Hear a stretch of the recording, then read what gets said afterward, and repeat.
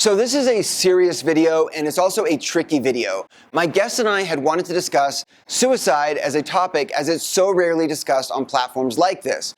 After filming, we realized that maybe this topic would be best served by covering it in one of my scripted videos. So I'm prefacing this video by saying that this is just a chat between two people discussing the ideas of what it means to discuss suicide. This video might not be for you, and I understand that, but before we start, I want to clarify the primary point of the video. Natalia and I both agree on the topic, so I'm speaking for the both of us here. Suicidal thoughts are not to be taken lightly in any context. They should be shared with a trusted loved one and or a mental health professional, but not all suicidal thoughts are created equal, and not all thoughts about death are suicidal thoughts. Depression, stress, and anxiety can all set off feelings of not wanting to exist as an option for escaping our problems. Those thoughts are distinct from suicidal thoughts. They are important and shouldn't be ignored, but they do not in and of themselves signify that you are suicidal. Many more people than you would ever realize experience this sort of thinking. It's normal and it's okay. Life tests us constantly, and when we're at our weakest and most vulnerable, our brains can take us to all sorts of places. Please be aware that there are levels to this sort of thinking, and they are not always indicators of trouble on the horizon. That said, I welcome you to my final video with Natalia. Hey everybody out there in Disorderland, thanks for joining us today. If you're wondering where I am, so am I. But you'll have to watch some of the other videos to figure out exactly what's going on. Today I am joined by Natalia. Today we're going to talk about something a little bit more serious, but also we want to make people aware of the different levels of what we're going to talk about today, because there are things that you should be concerned about, and there are other things that there are a lot more people that experience today's topic on a light level versus a heavy level, and I guess we're just going to compare those things. This is something I personally haven't heard other people talk about. And it's something I've spoken with my therapist about, I've spoken to other therapists about, and there's a difference between having serious suicidal thoughts. And so what that means is that you're thinking about ending your life in a very serious way. And then there's suicidal ideation, which is kind of imagining suicide. You're not seriously contemplating it or considering it, but maybe you're thinking about, well, what would be the most painless, fastest way that I could go. You're not planning it, but you're thinking about it. And that is something that you should, of course, be telling a licensed professional. You should be talking to them about it. Maybe there's somebody in your life that you confide in that you're able to bring this subject up to. None of these feelings you should be keeping to yourself on any level, but there are different levels to it. And so just because the word suicide pops into your head, or the idea of not existing anymore pops into your head, that doesn't mean that you are suicidal. That doesn't mean that you're seriously considering it. I think that when I was younger, I probably experienced some of those types of thoughts. But to this day, there are days, right, which with OCPD, they're so tough, they're so difficult, that you just imagine, oh, wouldn't it be nice if I just wasn't here anymore, because I wouldn't have to deal with all these problems. You're not thinking about ways to kill yourself. You're not thinking about ways to end it. You're not thinking about actually doing it, but you're daydreaming about the relief that would come. I think it's different, the feeling of I don't want to exist anymore, than the feeling that I am planning to hurt myself. I think it's very different, because it's very different. Yes. But in both cases, you need help. You need professional help, because you are not able to see the difference. Because again, maybe a thin line between the two of them, but just to let everybody know that not because it's very important to make a difference. Not because you have the feeling of I don't want to exist anymore, and not because you are checking the stuff, you have OCD, and not because you are a perfectionist, you have OCPD, but you are not able to know the difference. So that's why a professional is very important, because you will have maybe in a bad day, in a wrong, especially in COVID, the situation we are living in, there are a lot of people with may feel depressed, or may feel bad, or will have one day they cry without any reason. And the feeling of I don't want to exist anymore is a feeling that you don't have to be afraid of that feeling. You just have to look for help, but you don't be afraid of your feelings. All feelings are valid. And if you feel you don't want to exist, don't try to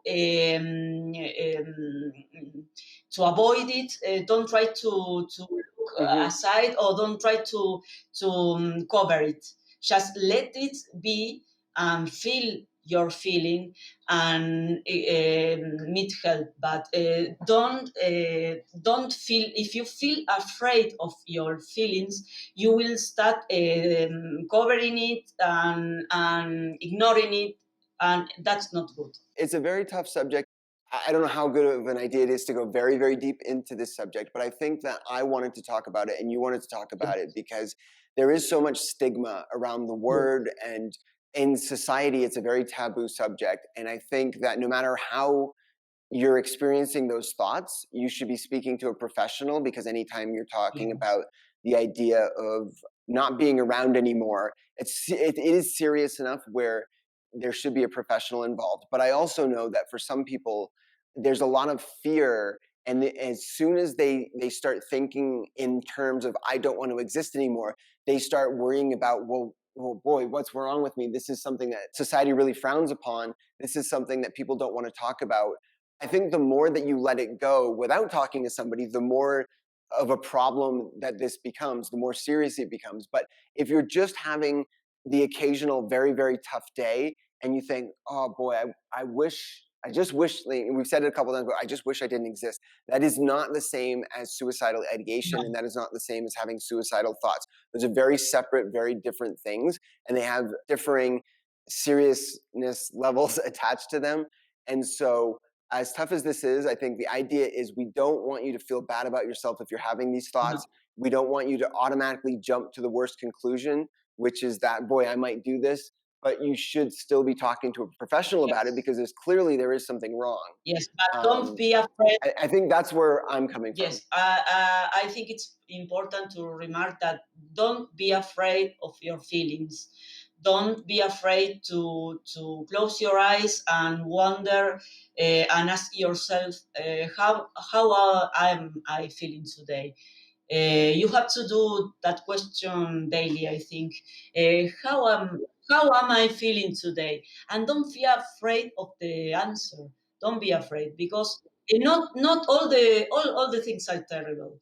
Don't be afraid of your feelings, because when you start doing this, you are ignoring them, and that's not a good thing. So we are here to tell you that maybe you have an ideation, but it doesn't mean it is a terrible thing. And suppressing thoughts doesn't make them go away. Just because you push them deep, deep down inside does not mean that you've solved the problem, or that those feelings are never going to come back. And you talked in our last video, when we were talking about treatment options, you talked about journaling. So I think that it's really important, if you are experiencing these types of serious feelings, that you do write them down. That way, Yes. one, it'll help you to work through them, and two, it'll help give you perspective. Very good. And three, it will give you something very tangible to share with your therapist. I right now am working on just journaling my mood levels with my therapist. So I'm not writing down anything specific. I'm just kind of charting different points in regards to like depression, anxiety, those sorts of feelings. And when I shared them with my therapist, I talked about trying to look for an app where I could do this. And he's just like, no, you've got the perfect app. You've got a pen and you've got paper. It's very tangible. It's very real. And you get that feedback right away by being able to hold it and look at it and examine your feelings and your thoughts. So yeah, don't be afraid of them. Don't run from them. Don't hide them. Don't suppress them. It's okay to have these thoughts. There's nothing wrong with you if you have these thoughts. A lot of people have that. You should talk to somebody. Right. A lot of people have these thoughts. I guess that's what we're getting at as well. You are absolutely positively not alone if you're experiencing this type of thinking. Many, many people that are struggling with mental illness, and like you said, especially with this last year and a half of COVID, they're having these types of thoughts, and it is a very normal thing to wonder, what are the solutions to my problems? They seem insurmountable. I wish somebody else could take my place, that sort of thinking. That doesn't mean that you're ready to take any sort of action, but it does mean that you are suffering, and anytime you're suffering, you should be trying to find somebody that you can talk to and confide in, so that you're getting the type of real world positive input that you need at that point. It's been an absolute pleasure having you with us, but before we do wrap up this conversation today, I have a new segment that I've been doing on the channel called Raw Reactions.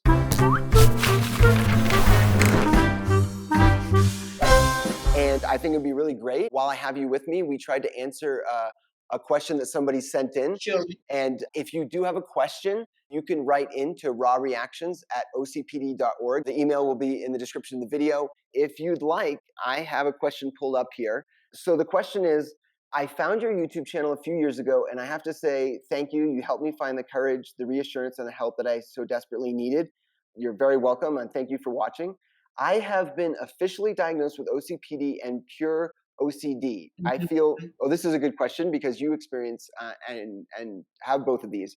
I feel completely trapped in a never-ending shame cycle. My obsessions make my moral scrupulosity go crazy. I cannot stop hating myself for thinking such appalling things. My own judgment about my obsessions is making it really hard to work through them in therapy. Do you have any advice on how can I attack this problem? Even a different perspective might really help me, so I am pleading for your insight. I hope that you are coping a little bit better through this awful year. I guess the question is that they feel a lot of shame regarding their obsessions and the cycle of their obsessions. So do you have any advice for somebody that is experiencing shame? Yes. I don't. I want to say that I don't have the OCDs. So that's what's pure OCD. It's a different type of OCD. I have mainly checking compulsions. So I have to check this if I did it well. Okay. But pure OCD, zero OCD, it's like a mental compulsion. It's something different that happens to me. I don't have that type of OCD, but I can know what they feel. The feeling of having OCD plus OCPD, it's very struggling. I know, and I can feel you. But if you want an advice, work hard. Work hard. Listen to your therapist, because sometimes you do things wrong, because if the therapist tells you to do a little thing, you may think, okay, that will not be helpful, and you don't do it, and then you can't see results. So you have to trust your therapist and do what they tell you to do. But exactly what they tell you to do. If they tell you to write down, just write down. Do things. You have to work very hard, because it's like kinesiologia, when you broken your leg and you have to do exercise, and not because going to an office you are going to be healed. You have to do a very hard work. That's my first advice. Do work hard, and do everything you are told to do.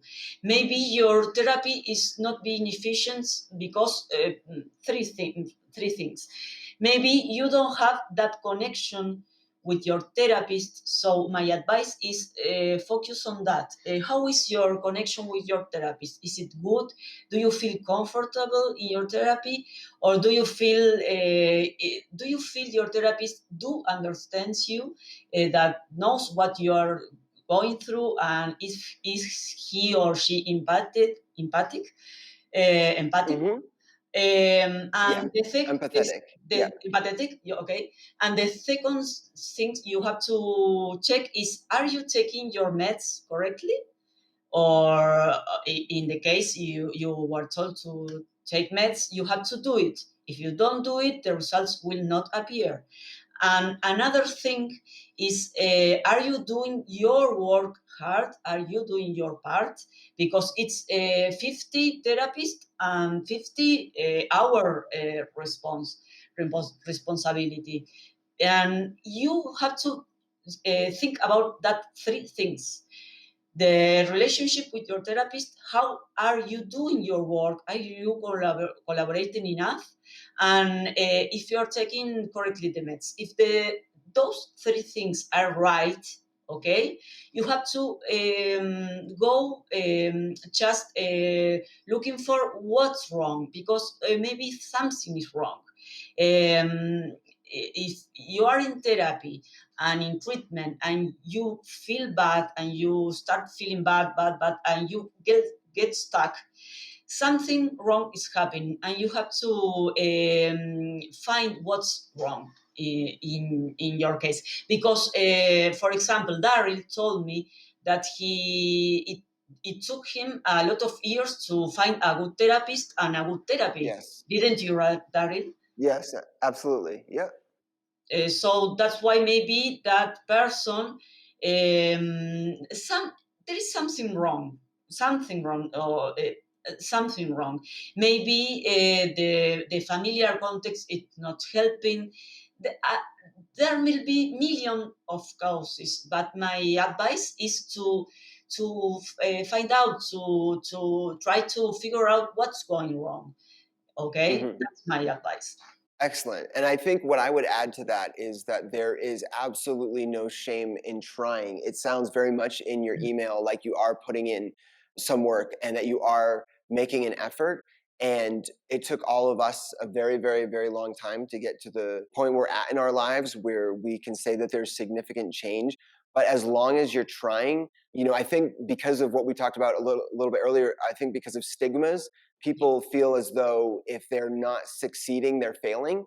And there's a big world in the middle of just, like you said, putting in the hard work. So I think that we can't snap our fingers and magically get rid of the shame that you're feeling, but we can assure you that there should be no shame, because No.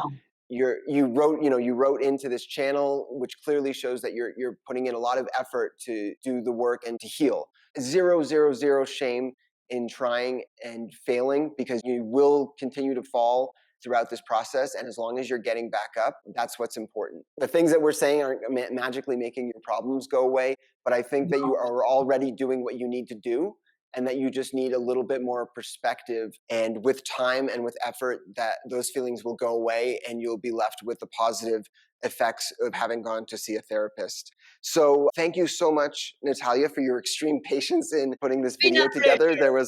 There was a lot of technical difficulties, and we've also been talking for a long time, so I really appreciate your time.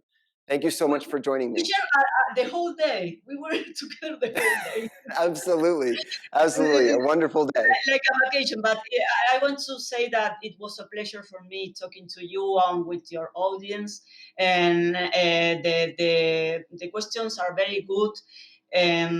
I want to share that feeling of we are a family. We are we are not all in the same ship, but yes, we are all in the same storm. Okay, so That's great. Yeah. yes. So what you feel, maybe I felt. If I didn't feel it, maybe Daryl did. So, but you are a person, a valuable person. You're very important. You have to be proud of yourself. You have to know there is hope, that treatment works. And I want to tell everybody that you can have your life back again, and you can be very happy even struggling with a mental illness. It's totally possible, and I want to share that message of hope. And I want to say I am very happy now, Good. and sharing with you. It's not a service for the audience.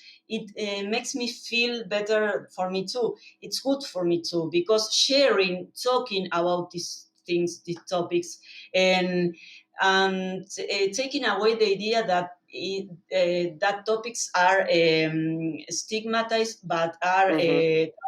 I don't know if in English is the same word, taboo. It is, yeah. We don't talk about that. We will not talk about that. I don't want that. I want to talk and talk and talk a lot. So we want Daryl and I and all a lot of people want to change the world, make a new world, and make that topics make more common. And we have to talk. Why? Because we need to express ourselves. And don't hide. If you have a mental illness, don't hide, because there is not a spot you don't have to hide. It's not a shame to have a mental illness. It's an illness like any other illness in your body. So don't feel ashamed. There is hope, and you are a very valuable person. That's all. Exactly. Exactly. Couldn't have ended the video better myself. Thank you so much for joining us. Natalia is Okay. doing a lot of great work in her country of Argentina, and all of the links, as usual, will be in the description of this video. And I think that Natalia and I will reconvene at a later date and continue our conversation together. Thank you so much for being with us today. Again, I'm Daryl. This is My Life in Debris, and we'll see you in the next video. Bye-bye.